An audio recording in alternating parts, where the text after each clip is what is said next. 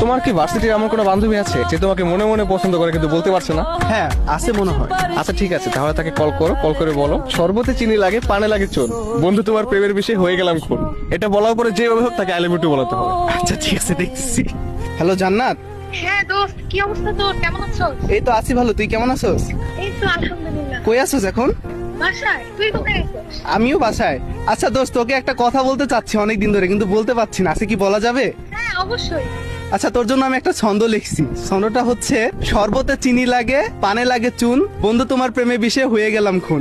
I love you দোস্ত। ভাই তুই কি মজা, তুই কি ফাইজলামি শুরু করছো? না সিরিয়াসলি বলতেছি, আমি ফাইলামি করতেছি না। কিছু খাইছস মামা? না কিছু খাইনি মামা, সিরিয়াসলি বলতেছি। আমি তোর অনেক দিন ধরে পছন্দ করি, তুইও হয়তো আমার পছন্দ করিস। আমি তোকে পছন্দ করি কখন বললাম? না আমি তোর চোখ দেখে বুঝে গেছি যে তুই আমাকে পছন্দ করিস। তুই যদি আমাকে আই লাভ ইউ টু বলস, তুই যা চাস আমি তাই দিব। সুলতান এনে খাওয়াবি? আচ্ছা ঠিক আছে, ডিল ডান, যা।